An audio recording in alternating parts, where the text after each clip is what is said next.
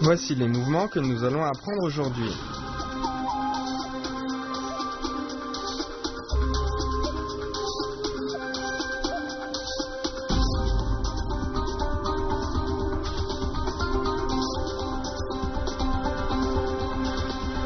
Il faut veiller à former des cercles verticaux de chaque côté du corps. On forme une courbe et on tourne ainsi de suite.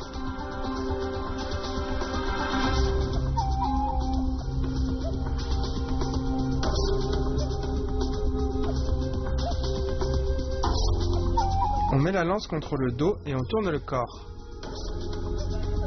Quand on tourne, la lance tourne naturellement du dos vers l'avant. Il ne faut pas la ramener avec force. Le prochain mouvement, se retourner, crocheter la jambe et pointer. La main droite empoigne le manche et en même temps on tourne le corps à gauche. Puis on lève le pied droit qu'on crochette derrière le genou gauche, c'est crocheter la jambe. Et on pointe avec la lance vers le bas.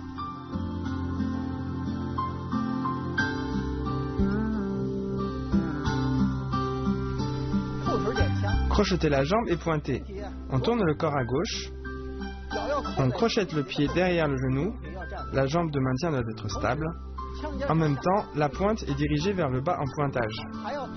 Lors de l'exécution, la main doit empoigner la base du manche et la pointe est vers le bas pour pointer.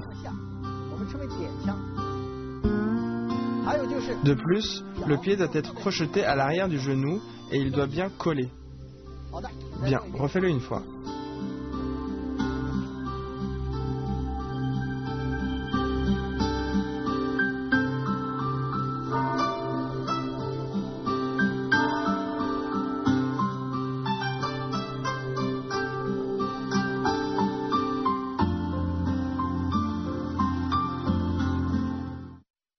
Le prochain mouvement, trembler en pas vide. On recule le pied droit, la main droite tire la lance et en même temps on allonge le bras gauche et on empoigne la lance. Je refais une fois, regardez bien. Trembler.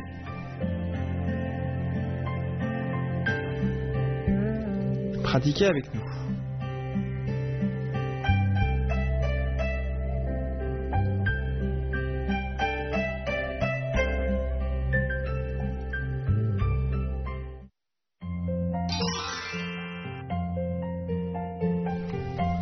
Se retourner, crocheter la jambe et pointer. Le pointage est une attaque. Elle vise surtout les poignets de l'adversaire afin d'annuler sa capacité d'attaque. Le pointage vers le bas doit être rapide et puissant mais de faible amplitude.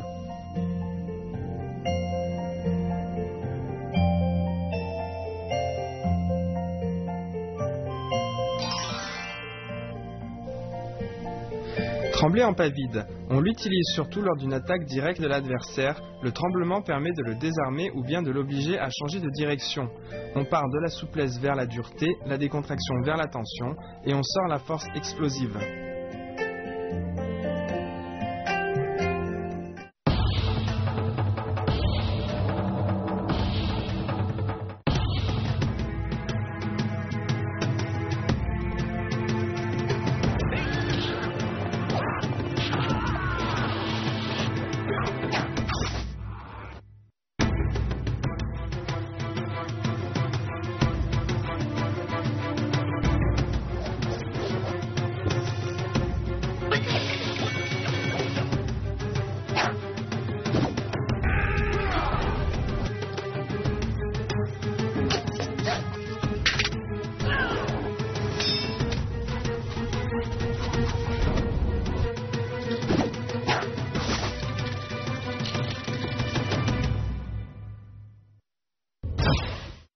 Le prochain mouvement, avancer et cercle de lance.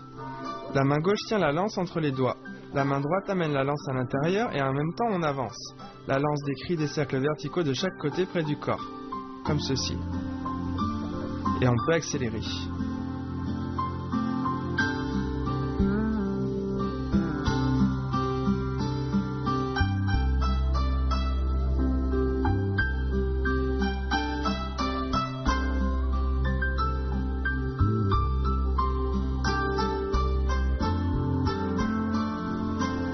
Les cercles de lance commencent à partir de trembler en pas vide.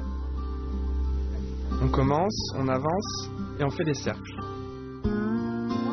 Lors des cercles, il faut veiller à former des cercles verticaux de chaque côté du corps. On forme une courbe et on tourne ainsi de suite. Attention, on empoigne la lance à son tiers inférieur. L'autre main est au-dessus. Ainsi, la main avant peut aller et venir. Donc quand on fait le mouvement, la main gauche glisse mais pas la droite.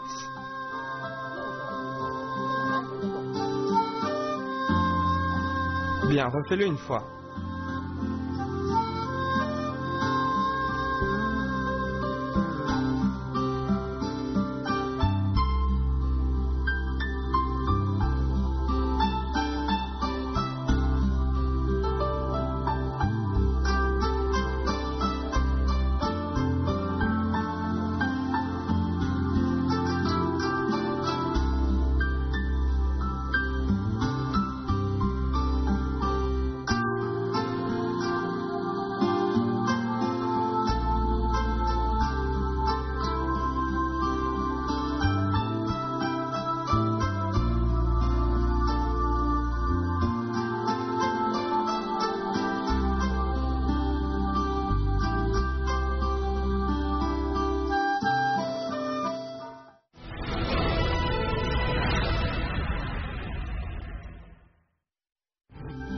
Les cercles de lance en avançant se font à partir de avancées et cercles de lance auxquels on rajoute 2 pas vers l'avant. Je le fais une fois.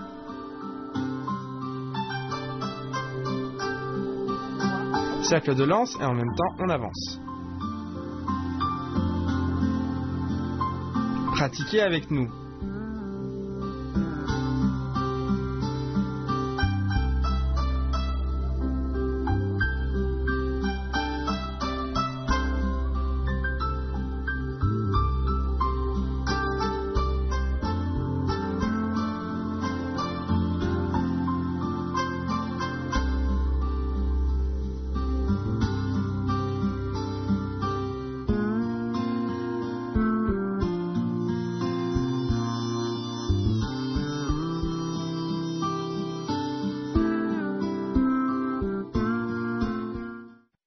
Portez la lance en croisant le pas. On commence avec les cercles de lance.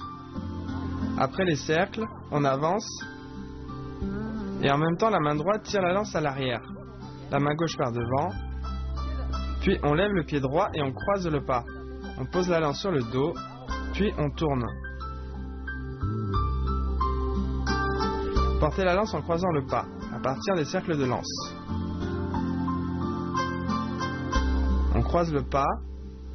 Quand on croise le pas, il faut veiller à ce que la jambe gauche soit fléchie et les bras écartés. Puis on tourne le corps. On met la lance contre le dos et on tourne le corps. Quand on tourne, la lance tourne naturellement du dos vers l'avant.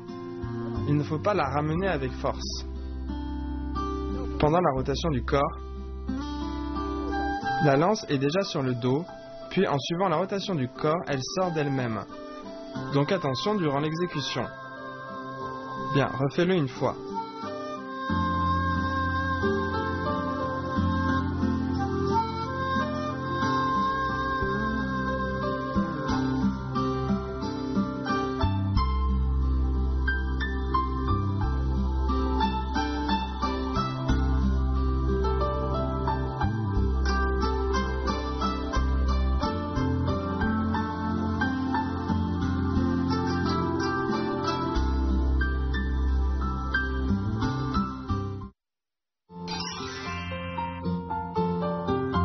Avancer et cercle de lance. C'est surtout un mouvement de défense. Lorsque l'attaque adverse n'est pas distincte, on reste protégé et on peut trouver une opportunité de contre-attaque. Lors des cercles de lance, la lance décrit des cercles verticaux le plus près possible du corps.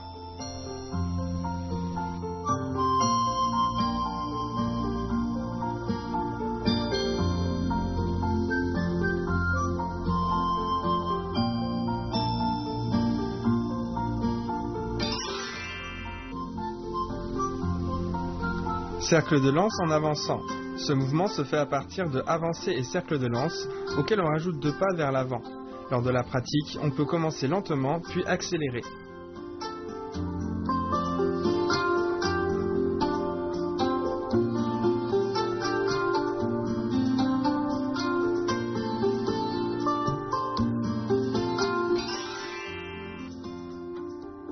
Porter la lance en croisant le pas.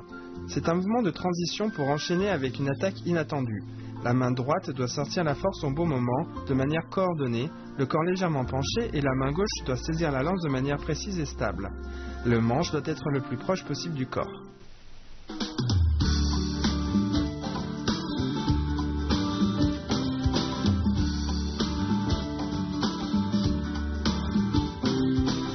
Zhang Fei, ayant pour surnom social Yi De, est un célèbre général chinois de la fin de la dynastie des Han et du début de la période des Trois Royaumes. Il servit sous les ordres de Liu Bei, le fondateur de la dynastie Shu. Selon la légende, il faisait partie des 5 généraux tigres de l'armée du Shu et était réputé par ses adversaires pour avoir au combat la force de 10 000 hommes. Il utilisait une lance qui, selon la légende, atteignait les 2,50 m environ et a la forme d'un grand serpent. Les généraux adverses qui le rencontraient en étaient effrayés. Maintenant, on révise ensemble l'enchaînement des mouvements de secours.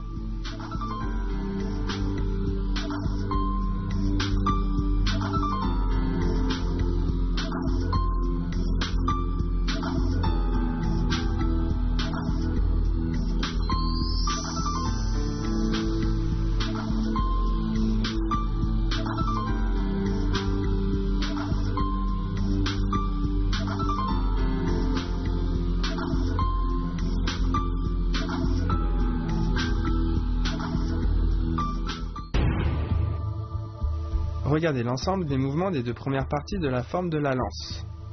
Pratiquez bien de votre côté. On se retrouve au prochain cours.